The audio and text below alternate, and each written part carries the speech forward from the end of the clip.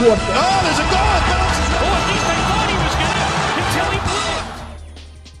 Do you like trades, kids? Well, baseball had a good number of them. No true superstars moving around, but there were solid pieces that were involved. We witnessed a heavy seller's market. Some of the prospect costs for rentals, yeah, not for the faint of heart. It's only been a few weeks since the last vid, but it's an eternity in the baseball realm. A lot's happened since then. We first start by looking towards the Bay. Not that one, the Chesapeake. The Orioles are gunning for a World Series push, and the only cure is in starting rotation depth. We all knew it at the time, and the O shopped for pieces from a variety of aisles. They go for a pricey Floridian fare with lefty Trevor Rogers. Stick to that same aisle to get a right-handed Zach Eflin. They need another lefty for the pen, so to the produce section for Gregory Soto. You know what, Eloy Jimenez is a manager special 90% off. He said his sell-by date and he's an obvious rental, but he's dirt cheap. Who knows, maybe he stays healthy and manages to hit like he did in the past. The prospect cost is unimportant. Connor Norby's good, but he's in a logjam. He was never going to get time. Now Baltimore looks to August and beyond. For rivals neck and neck with them. That being the Yankees. They finally managed to get their shit together after a god-awful skid before the break. Look, they're above 500 the past few weeks and hitting bombs like no one's business. It's better than what they were doing. Even better, there's good news this year. They actually made trades. I know, stunning for them. Aniel De Los Santos and Mark Leiter are merely smaller additions, but I reckon I need to ask about music. How do you guys feel about jazz? Satchmo, Coltrane, Chisholm? He's the new bopper for the Bronx Machine. This is a literal statement. He's been destroying the baseball. Didn't even have to shave, even better for him. I don't know why, but everyone who goes into a Yankee uniform these days loses his aura. I'll blame Steinbrenner. Of course, the moment I mention that Boston's no longer mediocre, they suddenly become one of the worst teams in the league since the break. Like fucking magic. It's the same shit that undid them last year. Only difference is that their bullpen has suddenly turned to puke. What the hell happened? Did the magic juice run out? They need to fix this right away. No, not with a speculative buy in the meatball chef known as Quinn Priester. We're talking bullpen arms. Emergency additions to shore up a sudden weakness.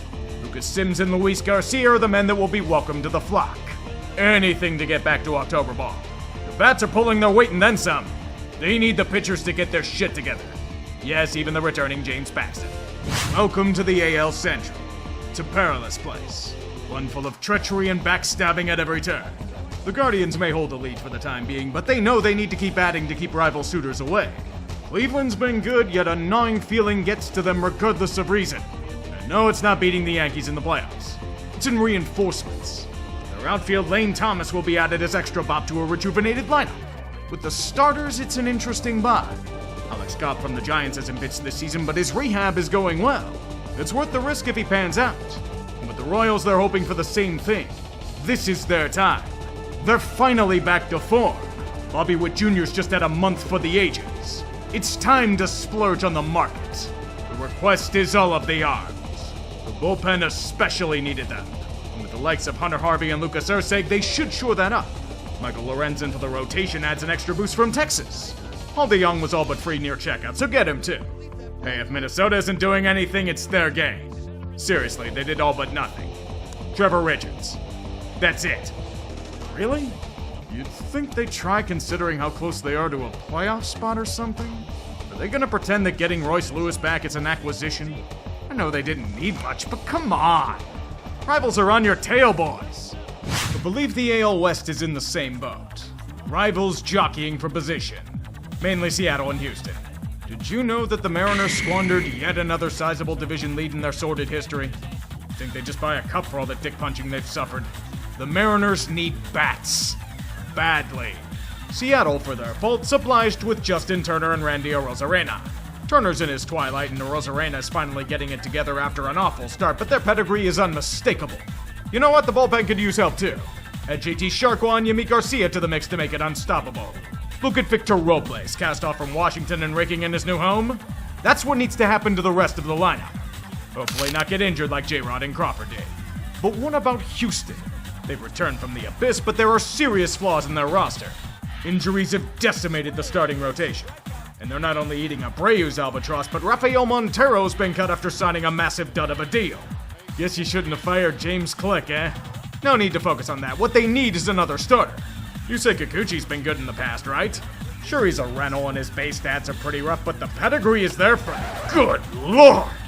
You really paid that much for Kikuchi? Is this deal reparations for Click's firing? Did you give him your credit card information as well? You can blame them for the setback in Kyle Tucker's injury too. Texas is a quandary. Nowhere near their fall form, and I don't know if they'll ever get there. The plan was stick in the middle and hope the old core comes back to form. Keyword is hope. A dangerous game. You can't play the White Sox every series, boys. Just pick at a few smaller pieces for depth purposes. Think the likes of Carson Kelly and Andrew Chafin for a new chance at life. Michael Lorenzen's gone now. His price was at a premium on the markets. You might have needed him, unfortunately. Scherzer's back on the IL with shoulder fatigue. Ips. Now we get to the true stars of the deadline. The sellers. Oh, what a fantastic spread of goods they offer. Thanks to the wonders of the free market, these downtrodden and hard luck franchises can sell their wares for the finest grab bag of prospects and MLB-ready players we can see. Hey, if teams are willing to pay these rates, so be it. Go to Tampa Bay Stall and find most anything available for the taking. So many pieces gone for players that will somehow blossom into excellent regulars. It's the circle of raised life. Don't ask questions, just go with it. Except for Yandy Diaz, he can stay put for now. Miami chose not to be sentimental. Whatever wasn't fastened to the wall would be sold for what they could get. Look, when I say anything's game, I mean anything. They're at the point of starting a AAA team right now between this and all the injuries. With how bad the Marlins were, there was no choice. It had to be done. The same goes for the Blue Jays. They suck. Good lord, do they suck. Ross Atkins may be on a searing hot seat, but I'll give him credit for getting good returns on what they did sell off. And this doesn't include Bichette or Vlad Jr. Those pieces are sacred for now. Toronto will simply ship away those on expiring contracts and hope they can reset for next year. Hopefully under new management. Detroit chose to embrace their usual tradition in selling and reloading for roughly the 7th year in a row, thereby pissing off their fan base that wants them to do something again. Although it's not all lost. Tarek Skubel's price was too high and remains a tiger. A sliver of hope in a year full of frustrations and challenges. Again, Washington did the same. Sell off a few pieces and await the debut of Dylan Cruz. Unfortunately, Patrick Corbin is still here getting shelled. There are only so many miracles that can be done. I wish I could short a franchise like the White Sox. All they do is keep going lower and lower. The teams before them, they also sold off anything that could move. Even those that were considered future pieces of the old core. Eloy and Kopech were first to go. Moncada and Robert will probably be gone in 4 to 6 months as well. Despite this and the smattering of other pieces that were pissed in the wind for Magic Beans, the real catch was Garrett Crochet. The questionable addition to the rotation has been anything but, dominating in short stints on the mound while leading the league in strikeouts. The demand for him has never been higher, yet Lowell White Sox rears its ugly head again. He's only been a starter for 4 months, yet wants to be treated like an ace in any rotation he goes to. Not only that, he refuses to pitch in the postseason without an extension. To be honest, considering all the arms dropping like flies, I legitimately don't blame him for it. With his demands and a high asking price, Crochet is stuck in hell. Literal hell.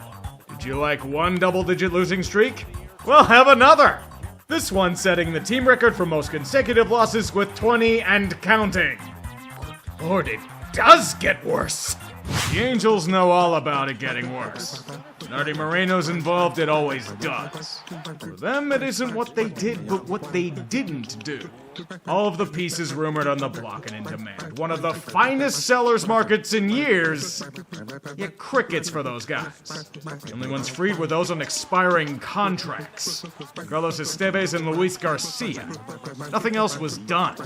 Tyler Anderson was rumored to be traded, but that turned out to be fake news. The only silver lining is that they aren't the Rockies. A pathetic display. There's no other reason to root for this garbage team. Even the A's traded off pieces when they could. The fucking A's! Sure, they kept Ren Rooker, but he's raking down there. They had pieces to trade. Luis Renjifo's value's never been higher. Yet things keep going to hell. You know the rules. It always gets worse. Trout really is the Bobby Orr of baseball. We move over to the National League and all of its blessings at this point in time. Atlanta's in a tricky place. An alarming losing streak put them in a bind. They lack the potency of recent years and injuries are destroying them. Add all the obbies to the pile and keep going from there. Do you expect the Braves to lie down and die? Do you remember 2021? They were ruled down and out by the baseball landscape, but one of the greatest deadlines in recent memory led them to glory. They must get it back. Literally bring back the game. Those deadline pieces are here again. Adam Duvall was already a Brave. Eddie Rosario was snagged up after the Nationals cut him. Giants are leasing Solar Power at the deadline, and there's a hole he can fill. It's perfect. And they're offering Luke Jackson. Sure, it's a fallacy that lightning strikes the same place twice, but don't tell the Braves that. If only they could have brought back Jack Peterson. He's fighting with Arizona in their playoff race. So are we gonna tell them that you can't complete the talisman without all the amulets? Can someone also tell Philly to stop fucking around and get back to winning? For whatever reason, they've been one of the worst teams in baseball since the break. A team looking like world beaters after sweeping the Dodgers are suddenly getting swept off the floor. Great hitters suddenly going into massive slumps. These boys need to cowboy up. Baseball's cruel, but it doesn't care for lost opportunities. It only embraces the new. And you know Dave Dombrowski. Nothing wets his willy more than a good trade. The bullpen needs help, and nothing will stop Dave from getting the man he wants. Except the Padres. They took Tanner Scott out of their limp hands. Pivoting time for Carlos Estevez from the Angels and Tanner Banks from a Double-A team. Gregory Soto and Sir Anthony Dominguez are old news. Austin Hayes is the bench outfielder that they truly desire. Fits a need, too. I believe they'll get off the schneid, but that's the game of baseball for you. You think you have momentum and pride, and then nope, it humbles you fast. The Mets are known for such humblings, especially in recent years. That humbling has led them to a new frontier, a surging high of unprecedented success. Is it sustainable? Who the hell knows? But what matters is that Queens is in the thick of things, and that means no selling of pieces. Sorry, boys, the polar bear's off the table. They will, however, take notorious Met killer Jesse Winker for their own game. Hopefully he won't be a Met killer with them in this new age.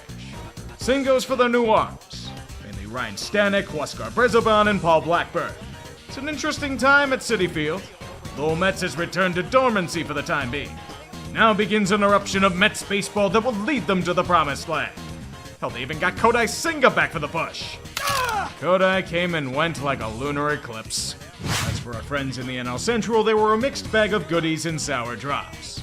The likes of the Reds have more or less admitted some form of defeat. They're selling off some pieces since they're still very young. It's more or less to re-roll the dice in the future with some of their tantalizing talent.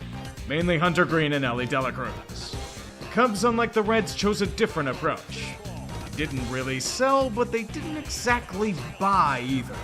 Mark Leiter's gone, but Jameson Taillon's still here. And the Cubs made more of a baseball deal. Isaac Paredes is a significant upgrade at third base over the struggling Christopher Morrow. Nate Pearson was a top prospect for a while, why not see if he's any good? Can't hurt to try, right? The Pirates thought the same thing. They bought at the deadline, but they weren't exorbitant Chris Archer-style overpayments. Second best on the Jazz sweepstakes, so they'll get other options. Just don't see why they got Brian De La Cruz. Talented, yes, but a bad fielder and strikeout magnet. Also, IKF is here to solidify second base for a minute or two as Nick Gonzalez deals with injury. Jalen Beeks brought in to shore up the bullpen as well. Fortunately, they didn't cost a ton in terms of prospects. Think of them as Oneil Cruz the team. Very talented, very frustrating. Milwaukee isn't as frustrating. Their winning ways continue to lead the charge in the Central. Only the injuries to Christian Yelich continuing to beat down on his career are the true ailment. The need for them was in starting rotation depth. Aaron Savale was a start, but Frankie Montas is the next piece to add to their arsenal. Nick Mears is depth for their bullpen, and for good reason. The ailments keep coming. Good news, Brewers, Devin Williams is back. It only cost them in injuries to Trevor McGill and Brian Hudson. It's probably the Cardinals' fault. I don't get their magic. They acquired Eric Fetty and brought home Tommy Pham to where he forged his craft. What did they give up for them? Nothing. Dead serious, it was nothing. Tommy Edman was the only real cost, and he's been injured all year. That and the 17-year-old international player. Nothing. For their blatant flaws, they keep escaping fate. Can't keep getting away with it. The NL West has become a three-legged race. Arizona's still in it. With their run after the break, they're a real threat. Remember, they had that miracle run last season, and it can certainly happen again. The fix, like for a lot of other teams, is in their bullpen. It's obviously no longer Paul Sewell's time to pitch. Nothing incredible added, but AJ Puck and Dylan Floro should go away towards giving it some more stability. Even with their winning, there is a caveat. The downside is that Christian Walker's out long term. A brutal loss, one that can only be patched up with some plaster named Josh Bell. Will he hold up? Time will tell. Same goes for San Diego. The motto for them has been constant these past few years. All in. When winning is on the menu like it has been these past few weeks, the cost does not matter. They will get the best there is no matter the position. Luis Arraez was just the start. The bullpen needs to get even stronger for October. The Padres need the best. The best on the market is Tanner Scott in Miami. It's a fire sale there on prospects or prospects. Brian Hoeing and Jason Adam are coming with him from Florida to make a pen rivaling some of the best in the league. Martin Perez is swapped in for depth in long relief. Yes, they gave up a shitload for this recent haul of excellent talent, but knowing the Padres, they'll accidentally develop another few top prospects next year for another push. They accidentally pop them out while cleaning dishes in the kitchen. It's inevitable. Do you seriously expect the Dodgers to sit there with this woe is me attitude? Heavens no. They're gonna keep spinning the wheel for more batters that revive to prime form and pitchers that will suffer injury. Kevin Kiermaier isn't what he was with a bat, but his glove is still fantastic and converts to October. Jack Flaherty has had a damn good revival season and the Dodgers need his services. Both will join in on the fray. Michael Kopech is erratic, but he has pedigree to add to a bullpen eager for more. Tommy Edman hasn't played yet this year, but he'll be good once he gets back. I just hope Freddie Freeman's kid makes a full recovery. Guillain-Barré syndrome is serious shit. And he gets it at 3? Life is bullshit. So does anyone have an idea as to what the Giants are doing?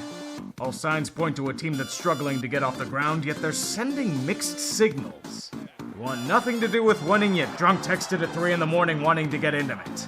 Their earlier plans were merely to ship off what they could. Alex Cobb, Jorge Soler, and Luke Jackson were given tickets to other destinations in order to pivot to a reload for next season. But then Forhan got cold feet. Look at what Tyler Fitzgerald's doing with his chances. One of the greatest debuts in baseball history, for crying out loud.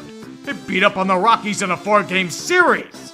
All they need is for Tyler to keep up an unsustainable pace, get more pieces to follow his lead, and get Duvall and Snell to revive. It's feasible for success, damn it! Change of plans. Snell, Duvall, and Chapman stay. Add Mark Canha to the hitting core. All the while, we sit there confused as to what happened. Immediately after, Blake Snell throws a no-hitter and probably proves them right in their quest. Well, I wish them luck in whatever they're doing. I guess I have to talk about Colorado. What do you think they did? That's right, next to nothing. They had pieces to trade, yet chose to sleep through the deadline yet again. They only traded Nick Mears and Jalen Bates. Well done. Maybe if they keep taking baby steps, perhaps they can become a real franchise in about 20 years. God, I wish this league had relegation. 1-2 pitch. Solano on the ground to left!